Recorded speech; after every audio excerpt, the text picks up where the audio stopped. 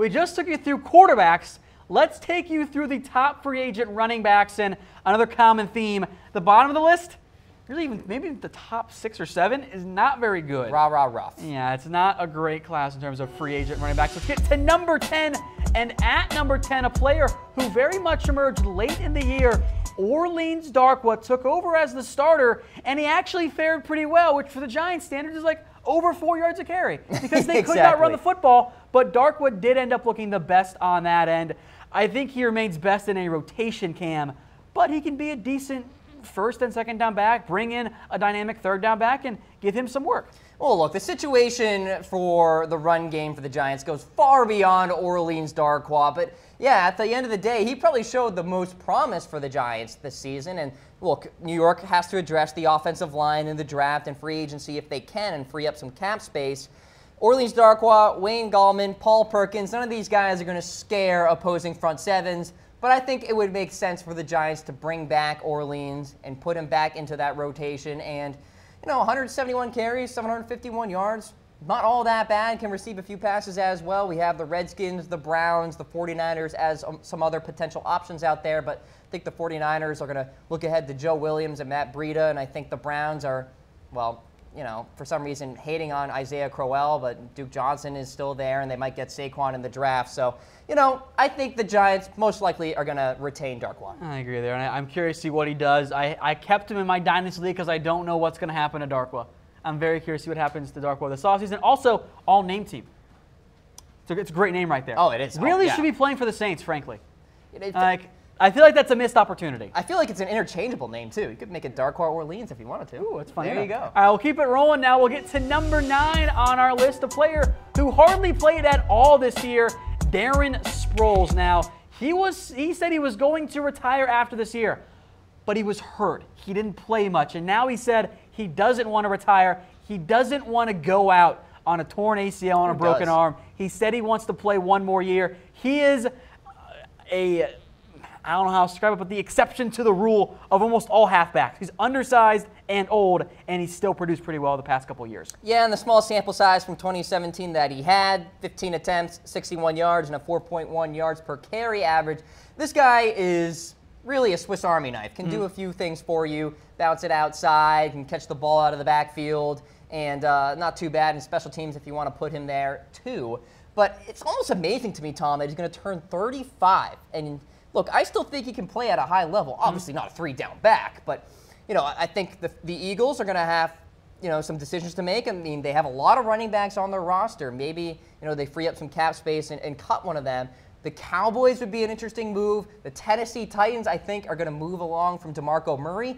Maybe you have Derrick Henry there as that bulldozer and Darren Sproles kind of as that change of pace guy. I agree. I think that'd be a very fun combo there, and I think you're not going to give the ball to Sproles maybe even 10 times a game. He's going to be a 5 to 10 at most type of player, and I think he'll make the most of those snaps, and he should be pretty cheap as well. So if you need a third down back and you're willing to go old, I think Darren Sproles makes some sense. There's going to be interest. There will. Yes, there is. We'll keep it rolling now to number 8 on our list. It is one Rex Burkhead of the Patriots. Now, he did a whole bunch of things for New England. He carried the ball. He caught the ball. Is also a very good special teamer. Yes. And Rex Burkhead had dealt with his fair share of injuries in 2017, especially towards the later part of the season. We have teams likely interested, the Patriots, the Steelers, the Titans again, and the Buccaneers as well, because, well, the Buccaneers kind of hate Doug Martin at this point. They do. Yeah. So. And they could get a bigger guy and bring in Burkhead as that third down change of pace type guy. Absolutely. And Burkhead can do a few things. He's actually a solid goal line guy, a little underrated inside the 10s. I know the Patriots utilize Mike Gillislee a lot in that region, but Gillislee has been hurt. I think Rex Burkhead will see his fair share of interest from teams out there. I actually don't see the Patriots bringing him back, though. I could see maybe the Steelers going out and grabbing Burkhead for some insurance because we don't know what's going to happen with Le'Veon Bell. And I actually don't know how good James Conner is. So in the event that Bell goes down, Burkhead can be your number 2 with Conner kind of being on first and second downs. Burkhead as that third down. Well, and also if Le'Veon decides to retire or sit out. And at a certain point, we'll talk more about Bell, you got to give him a break. Like, he has a massive workload. Yes. All right, so Burkhead checks in at number 8. We warned you it was not a very good group this year at running back. We'll get to number 7 on our list. It is one Isaiah Crowell of the Cleveland Browns. He did not have the year that he wanted to have. He said he wants to be the featured back. He didn't get to be that in Cleveland because Duke Johnson was almost the go-to third down back, and the Browns, well, they were behind in a lot of games. So, kind of like Marvin Lewis hates John Ross, I think Hugh Jackson hates Isaiah Crowell. And Tom, I actually posted a segment about Crowell in one of our YouTube channels, and the commenters were like, well, Crowell is actually a really good running back. Hugh Jackson just hates him. And I actually agree with that. You know, if you look at the numbers, they're not all that bad. Isaiah Crowell just hasn't really had his shot. And it's playing in Cleveland, you could almost always say, yeah, but he played in Cleveland. Cleveland doesn't count. It doesn't count, exactly, and we believe in that here at Chat Sports. It's like dating a girl in grade school. It doesn't actually count. Right, because exactly. You just don't know anything. Like, if you date a girl and you hug her, like, did you guys really, like, go out? No. Like, that's just nothing. Grade That's school nothing. dating It's a fling. doesn't count. Playing in Cleveland doesn't count. So, Isaiah Crowell, I think there's going to be some interest. I think Seattle would be an interesting play. Washington would be intriguing as well. There you see the Jets. So Isaiah Crowell, if he gets assurance that he is going to be a 3-down back, and he may not get that assurance from either of those 4 teams, I think he will be heavily leaning towards whatever team tells him that. And I think some team out there should give Crowell that opportunity to be that 20 to 23 to 24 carry kind of running back. And I do want to see where he ends up, because he could be the type of guy that is on the upswing after a down year. He gets the volume that he wants in the situation that he wants, and he has a little bit better numbers. Yards per carry did go down this year, but maybe there's some more upside when it comes to one Isaiah Crowell. He checks in at number 7. We'll get to number 6 on our list. We'll go back to the old guys. Frank Gore. I don't know how he does it, Cam. He keeps getting the ball 200+ times a year and just won't break down. It's pretty stunning to me. Yeah, Frank Gore, of course, in 2017, really not all that bad. 261 attempts, 961 yards, and a 3.7 yards per carry average.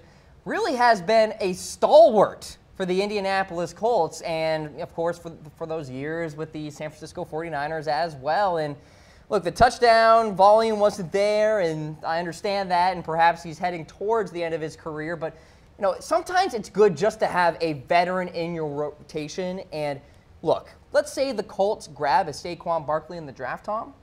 How would that relationship go with Gore and Saquon? I think it would be very valuable. I don't know if Gore would stay at that point, though. That's true. That's very true. I don't really know what happens to Frank Gore. There's always a possibility that he retires. He seems to be able to keep playing, so why walk away? Maybe he goes back, just throwing this out there, pure speculation. Maybe he goes back to Miami for 1 year, plays and backs up Kenyon Drake. I don't know. It'd be fun. I don't know if he wants to. I mean, fair. Washington might be a little appealing. I know you got Chris Thompson and Samaje Perine coming off that rookie campaign, and Fat Rob Kelly. So, I mean, wherever Frank Gore goes, he's going to be in some sort of rotation. He's not going to be a featured back. He wasn't the featured back, I guess, for the Indianapolis Colts this year, although he did get a fair share of carries. Frank Gore needs to understand that, he's not going to be the guy going forward, and if he doesn't really want to be part of a rotation, maybe he will just retire. All right, here are the first 5 guys we've discussed here. Orleans Darkwa, Darren Sproles, Rex Burkhead, Isaiah Crowell, and Frank Gore. Like we said, it's not a great list. We left off guys like Jeremy Hill, who was awful for the Bengals, and Jamal Charles, who was nowhere near the same player that he once was, and his career actually might be over. Denver didn't get the ball at all down the stretch. Now we get the top 5 with a little bit better options. At number 5, LeGarrette Blount, the battering ram himself. Yes, the bulldozer. You don't smoke the blunt. The blunt smokes you, and LeGarrette Blount is one of the best in the business at running the football in between the 10s, or actually inside the 10s, I should say. And look, we have the teams likely interested. You got the Philadelphia Eagles, the Giants, maybe the Lions, the New England Patriots as well. Maybe a reunion back with New England. Both the Giants and Lions expressed interest last offseason. I think the Lions would be an interesting play here, Tom. I am still waiting for some sort of bruiser back for the Detroit Lions. It's Darius Geis. Really been a long time, and maybe they go to the draft. You just talked about it there with Darius Geis, and who knows what happens in the 2018 draft here in Dallas. But maybe they also go to free agency and give LeGarrette Blount a shot. Let's face it, the Lions need to address the line of scrimmage talking about that front seven on the defensive side, and also a running back that can effectively be relied on in the red zone. And I think LeGarrette Blount could be that guy. I don't know what his asking price is going to be. It'll be interesting Probably to not see. very high, because when he gets paid a lot, he often doesn't perform well, and then he ends up back on the Patriots and does great. Yeah, true. And perhaps Jay Ajayi is that guy for the Eagles. So maybe LeGarrette Blount looks elsewhere. I could see Detroit being that best option. LeGarrette Blount checks in at number 5. Let's get to number 4 on our list. We'll go to Minnesota. Jerick McKinnon, who will be a free agent. Look, Dalvin Cook is going to come back, and he was really good before he went down. You got to figure Latavius Murray is going to be cut. So does McKinnon want to be the number 2 in Minnesota, or maybe try and go somewhere else where he can maybe get a little bit of a bigger role? But I also don't know where that is when I think he's best in a third down back. Kind of as a third down back. Right, kind of like Case Keenum and how efficient he was with Pat Shurmur. Maybe McKinnon was kind of a Pat Shurmur product as well this year. I think he will get some intrigue from teams out there looking for a versatile option at the running back position. He's not going to be a featured back anywhere, and perhaps Minnesota keeps McKinnon to put him behind Dalvin Cook. Look, the Giants, you could put the Giants here on many of these running backs, yeah, because you don't know what they're going to do, and maybe they address the offensive line in the draft and go to running back in the free agency, or maybe vice versa. Meanwhile, the Buffalo Bills, perhaps McKinnon would be a nice little second option behind LaShawn McCoy. Look, Jerick McKinnon, he'll get some interest, and he's good receiving the football and a good change of pace back, but that's his ceiling. And I think that's also the issue in free agency, because a lot of these teams already have their third down back. Washington has Chris Thompson. Sure. And so on. I saw one comment mentioning McKinnon to San Francisco, which does make some sense. But San Francisco seems to like Matt Breida, and he can be that third down role. So it does make some sense as well. And Joe Williams, too, who didn't play at all this year. I am very curious to see where McKinnon ends up. Maybe Buffalo behind LaShawn McCoy for a few more years. I like that pick. And then takes over as the back behind him, potentially. Yeah, I like that pick a lot. I think Buffalo makes a lot of sense here. I mean, yeah, you mentioned it. Chris Thompson out there in Washington would be that third down guy, and Gio Bernard for the Bengals, too, is kind of that comparable player. Shane Vereen for the Giants as well, and you got James White for the Patriots. Yep. All right, we'll get going now to number 3 on our list. We just mentioned the Patriots, Cam. Yes. Here's their other undersized back, Dion Lewis, who had a really good year. He is undersized and he's versatile. Patriots, frankly, might not be able to afford him, potentially. They did give money to James White earlier. That's correct. And so for Dion Lewis, he is really building up quite a resume, especially towards this later part of 2017 into the playoffs, when injuries are just going on in the backfield with Gillislee and Burkhead and all this. Dion Lewis has stood tall, and that's why he's going to get a fair share of interest from many teams out there.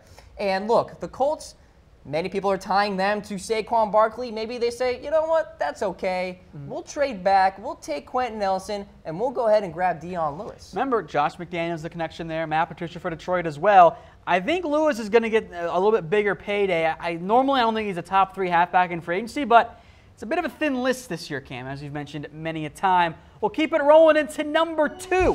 And at number 2, it is one Carlos Hyde, the Niners running back. Do you think he could actually leave, Cam? Yes. Has yet to eclipse 1,000 yards. It's come close in back-to-back years.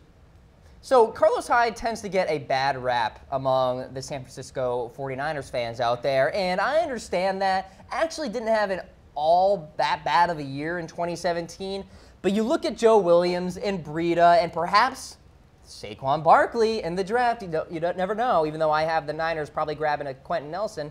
It's all piling up for Carlos Hyde to go out and kind of test the free agent market and see where things lie. I'm seeing some comments here from Rio, from David chiming in about the 49ers, etc. David actually saying 49ers have Joe Williams. Kid is going to blow it up. I agree, David. Appreciate the comment. And so, look, I think the Carlos Hyde situation probably will go to the free agent market. Baltimore is there, although the Ravens have Buck Allen and perhaps their guy and Alex Collins as well. Hold on to the football. That's true. You have the Detroit Lions and the cap space wonder of the Cleveland Browns, second in cap space only to the 49ers there. So, yeah, I mean, I could see the Cleveland Browns making a run at Carlos. Surely going to test the market. So Hyde checks in at number 2. A big difference between 3 and 2. Also a very large one between number 2 and number 1. I think you guys all know who it is at number 1. It is one Le'Veon Bell, and this one was not at all much of a surprise. Who else are you going to put at number 1 among halfbacks? Yeah, exactly. Le'Veon Bell is the true bell cow back here in the NFL. Really, at the end of the day, the Pittsburgh Steelers leadership and Le'Veon Bell and his camp have to sit down and have good, healthy discussions about really their future. Le'Veon Bell has made some weird statements in the past, like, I'm going to sit out 2018, I'll retire if I don't get a long-term deal. And I understand the hesitancy for leadership out there that, look, running backs, they can only go so far in a career. Maybe we don't want to sign Le'Veon to a long-term deal because you see running back production kind of dip at certain points, especially that 30-year-old mark. So for Le'Veon Bell, look, he's going to stay in Pittsburgh. Yeah, the Steelers will franchise tag him. They are not going to let him just leave. Absolutely. Whether it's long-term deal or franchise tag, yes, he's going to remain in Pittsburgh. So Le'Veon Bell checks in at number 1. If you missed our top 10, here it is for you. Orleans Darkwa, Darren Sproles, Rex Burkhead, Isaiah Crowell at 7, and then Frank Gore. In the top 5, it is LeGarrette Blount, then Jerick McKinnon, Dion Lewis at number 3, Carlos Hyde at number 2, and Le'Veon Bell at number 1.